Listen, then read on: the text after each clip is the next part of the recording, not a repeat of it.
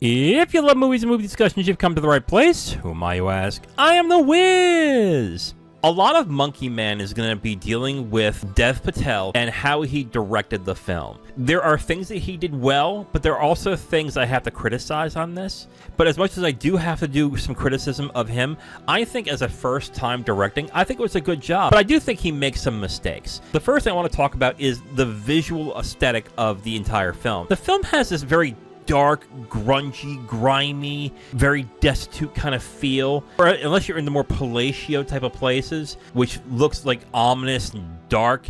He has that visual palette done very well in those scenes. It's not only dark looking, but it has kind of like a neon kind of feel to it and some fluorescent type of lighting that I think really works well with the harshness of the film. But when you have that harshness and when you have that dark feeling of the film, it really says to you through its visual language that this is going to be a very brutal, violent film. It's very harsh when you watch it. And honestly, Monkey Man can be very violent, can be very bloody. But unfortunately, the film only goes halfway with it.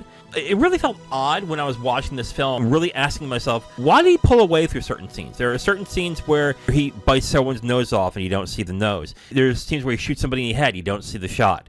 Then I can't really understand why he went that way. If you're going to go brutal and visceral in this movie, go all the way with it. But he really didn't, at least in the first half of the film. Another thing about the first half of the film that I didn't like as well is what he did with the camera movement and the camera placement of the shots, especially in the action sequences. Now, I think he did this to show how chaotic and unprepared the main character was in these fights. But when you have a hard time seeing what is actually happening, or the camera is so out of whack and so chaotic that it's kind of hard to watch it at times, I don't think it really does a great job of showing the main character's plight and what he's going through, because that really is the only reason why you do something that chaotic. But then again, in the second half of the film, that's not there anymore. You can see the fight scenes clear as day. They're shot pretty well, and the fight sequences are actually executed very well. I think Dev Patel does a very good job in those scenes when it comes to fighting and looking the part of someone who can actually hold his own.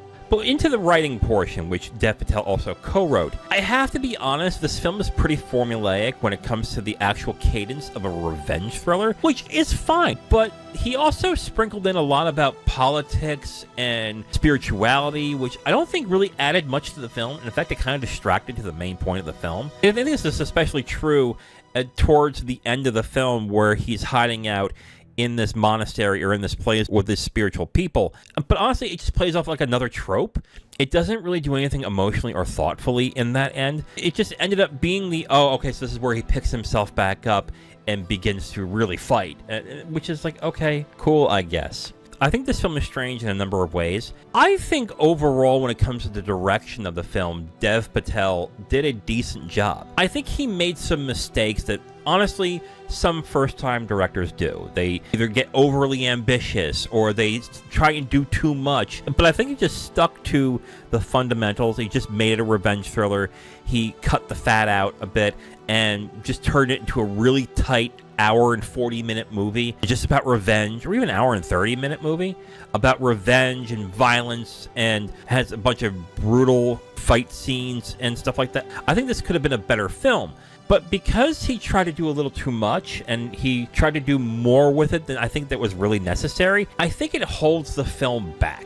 I don't think it's a bad film, but I don't think he necessarily hit the mark of what he wanted to do. This would probably been a film that if he was in his third or fourth film, that would have been a very good thing to try out and to get all that stuff in there in a more cogent way.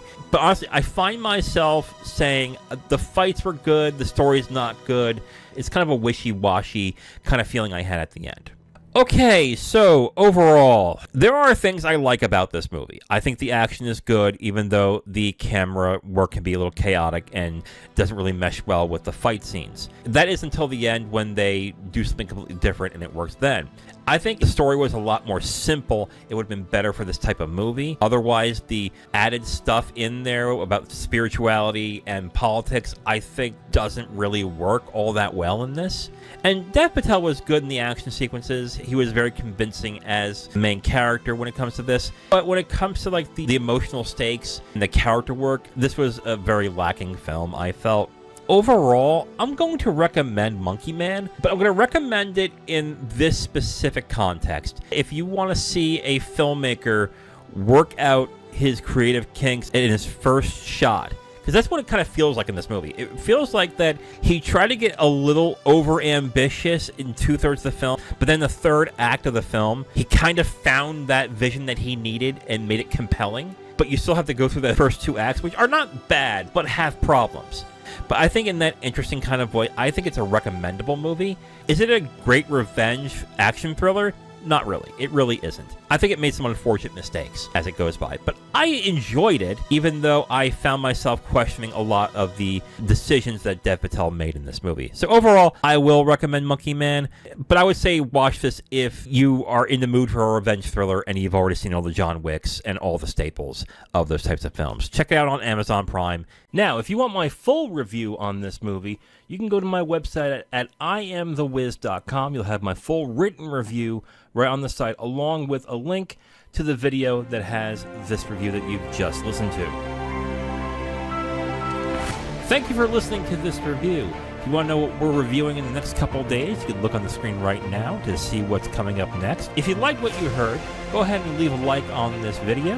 If you want to discuss your opinion on the film or the review itself, please leave a comment. And if you want to hear more, subscribe to the channel. Thank you again for listening. I will talk to you next time.